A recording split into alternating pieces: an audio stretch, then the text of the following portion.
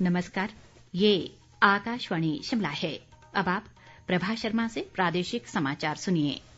आज के मुख्य समाचार। प्रदेश मंत्रिमंडल का निर्णय, तीसरी से 7वीं कक्षा के विद्यार्थी 10 नवंबर, जबकि पहली व दूसरी कक्षा के बच्चे 15 नवंबर से जाएंगे स्कूल। राज्य के विभिन्न स्थानों पर 21 नवंबर को होगा जनमंच कार्यक्रम। विधानसभा का शीतकालीन सत्र 10 से 15 दिसंबर तक धर्मशाला में करवाने का प्रस्ताव।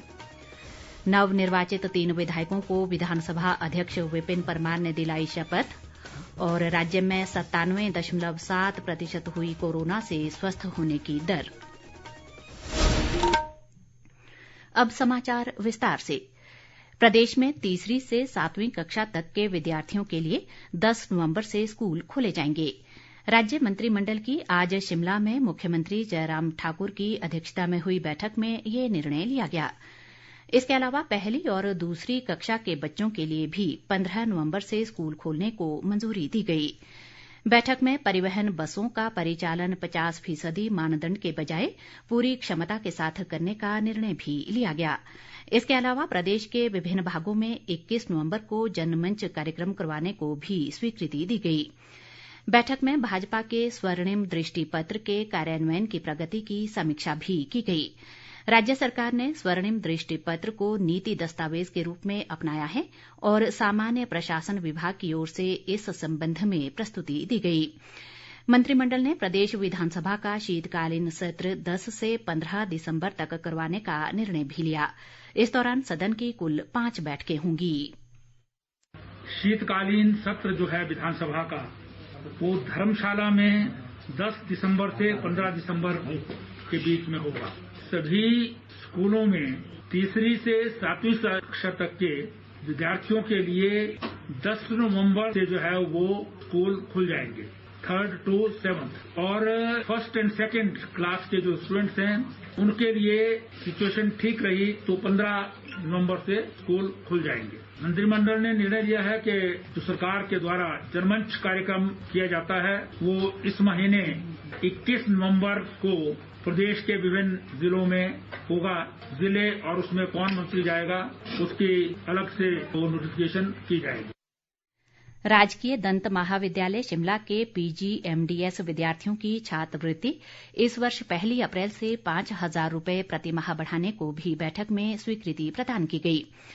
मंडी में राज्य विश्वविद्यालय स्थापित करने को लेकर मुख्य सचिव की अध्यक्षता में एक समिति गठित करने को भी मंजूरी दी गई। मंत्रिमंडल ने प्रदेश सचिवालय के सामान्य प्रशासन विभाग में सेकेंडमेंट के आधार पर चालकों के 10 पद भरने का निर्णय भी लिया। उपचुनाव में नवनिर्वाचित 3 विधायकों को आज विधानसभा अध्यक्ष विपिन परमार ने विधानसभा में पद व गोपनीयता की शपथ दिलाई। इनमें जुब्बल कोटखाई से रोहित ठाकुर, अर्की से संजय अवस्थी और फतेहपुर से भवानी सिंह पठानिया शामिल हैं। ये तीनों विधायक कांग्रेस के टिकट पर जीतकर विधानसभा पहुंचे हैं।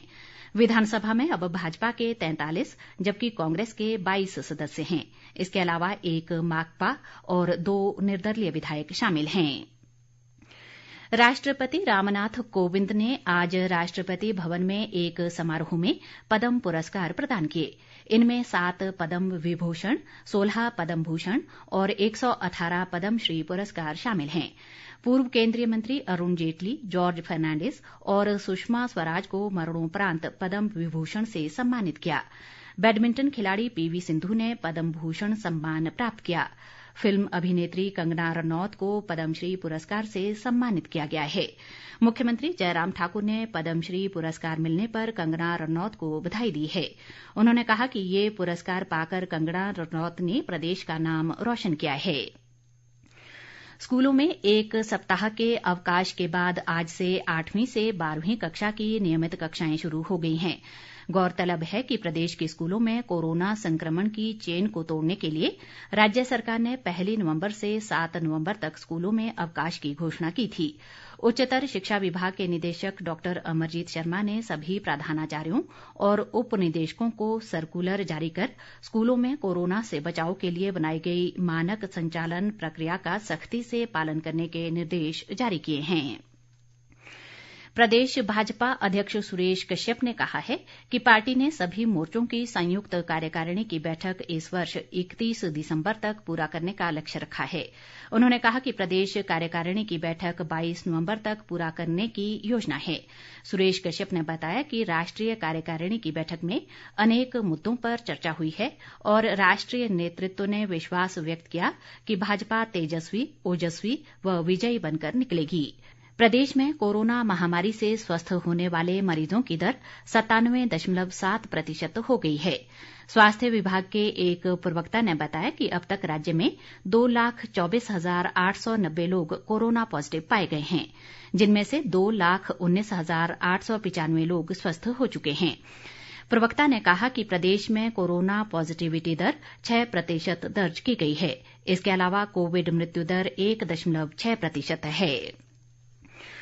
आकाशवाणी शिमला के क्षेत्रीय समाचार एकांश द्वारा प्रत्येक सोमवार को अमृत महोत्सव क्विज आकाशवाणी समाचार के साथ कार्यक्रम शुरू किया गया है। आजादी का अमृत महोत्सव।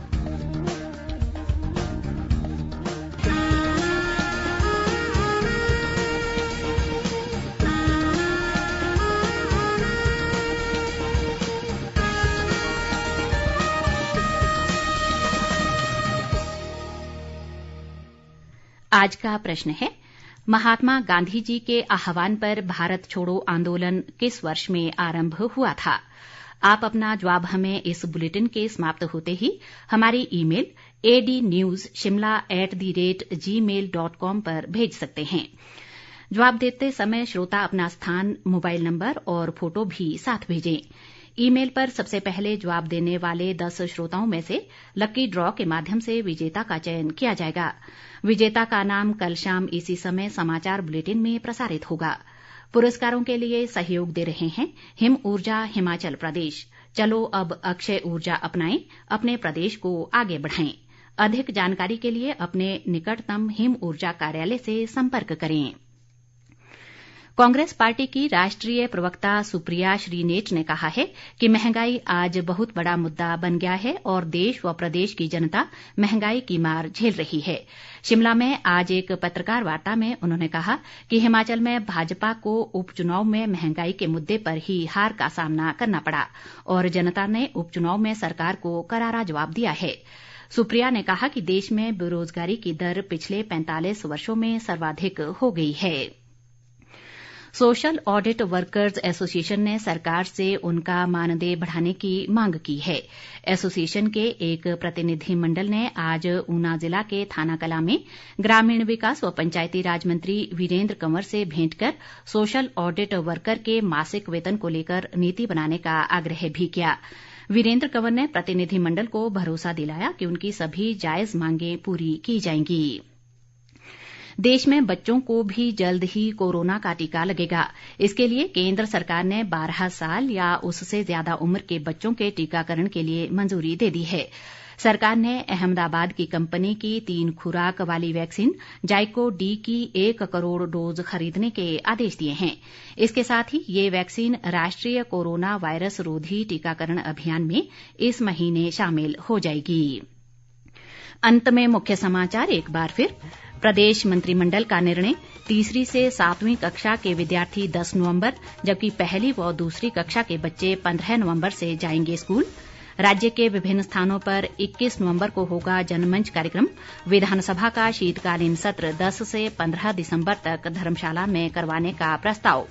नवनिर्वाचित 3 विधायकों को विधानसभा अध्यक्ष विपिन परमार ने दिलाई शपथ। और राज्य में 97.7% हुई कोरोना से स्वस्थ होने की दर। इसके साथ ही ये समाचार बुलेटिन समाप्त हुआ। नमस्कार।